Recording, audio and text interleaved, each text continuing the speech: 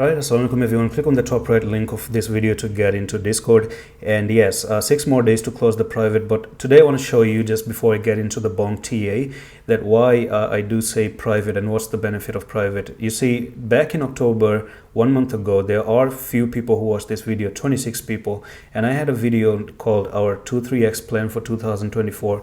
So we started off with Polkadot. And I'm also going to show you the technical. So I want you to buy Polkadot. It's probably at 4.23 or 4 point something. So buy Polkadot. This is that coin. If you missed Chainlink at $4, now Chainlink is actually at $11, okay? Nearly 3x, right? So I do believe in the next 6 months, Polkadot is good of a project, at least to even go up to $10. All right, so that's why I am recommending you to be a part of it. It's $10 per month, 10 USDT per month, and it's absolutely controlled. There's this freebie that I've given as well for SHIB. You may even try it. People are in this trade. They're so far like 4 or 5% up. And yes, so back to the bonk. And sorry, man, I didn't really mean to advertise myself, but I had to. And I had to, for good reasons, right? For your benefit. And the thing is that right now, I want to see how the RSI really is. I don't see any bullish divergence at all with BONK, and I don't even see bullish divergence. It's just pretty much straight. It has been straight. But I want to study the RSI just a little bit and how the RSI has looked in the past as well. Okay, so let's get into the RSI training at the moment. So RSIs are really important indicators, one of the best indicators out there. And this is the default. There's no any setting. People are going to ask me, what's the setting of your RSI? It's the default one that comes with any exchange. So if I do drop the support line of the RSI, it does seem to me that we could actually expect a touch here for the RSI down at 25.18, because I've been looking at the RSI for quite some time, and the lowest you can actually go, let me just drop this a little bit down here, and I think the best next buying opportunity may be down at 20.8 something. Right now you're just floating in the middle right over here, and you may have a squeeze right there coming in by 4th of January. So you do have the next 9 days to possibly make a move at the moment. So on the RSI, I would be interested. I'm talking about myself that if I had to trade this thing, I think when it touches down here at 15 to 20, I may start to see a entry opportunity based on the prices, which also means if you do come down there, we may just see this thing pushing all the way down to 140 or 150. Now at the moment, the retest still has not happened just yet. I want to see how the EMAs are, and you can see that this is a little bit of an issue. I mean, it's right in front of you. Let me just show you.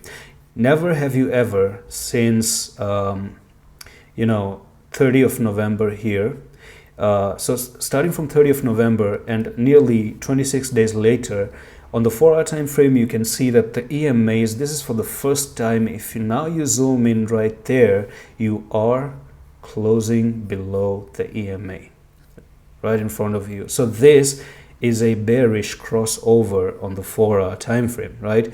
That is not a good sign. The last time that you made a cross and you were above the EMAs is a move up, and now you came down, you hold the EMAs, you shoot all the way to the upside, but you didn't came down. Yes, right here you were holding the EMAs, you didn't hold it for a while, but now you are failing to get above these EMAs, and that's a little bit of a concerning issue. On the daily, we still have maintained the EMA. Actually, we're not. We're getting under the 10. You can see that it's slowly starting to get even below the 10 on the daily. So yes, thing is that I can actually see that retracement all the way down to these technical targets right there. So let's see what happens in the next coming few days. Be very careful. I want to talk about an invalidation to the upside. I can expect that if and only if, because Solana has been moving up very nicely, I was expecting that if Solana is moving up, maybe BONK is going to do something, and because BONK comes from the family of Solana, it's actually a creation of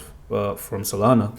So if you end up coming up to 223,000 right here and take this wick out there, I do believe we may still see a small push down to 196 and actually jump up to 270,000.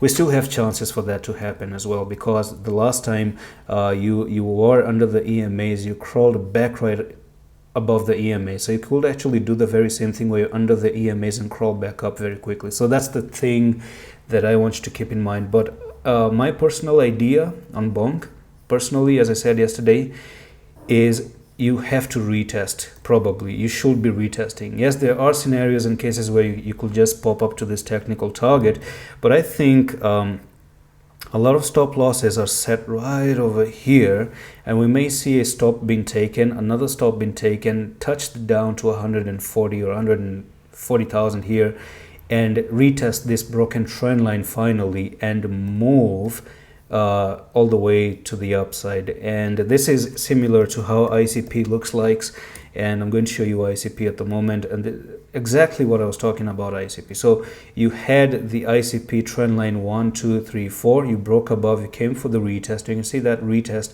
really happened. So whatever BONK is doing right now, that's what ICP did back in the days. Like, it was going down, went down, kept going down, down, retested, and then pump, right? So something very, very similar here. I'm just comparing the two coins where you're just going down, down, down, down, retest, and then maybe start to pump back up. And that's it for the video. I'm going to see you in the next one. Allah Hafiz.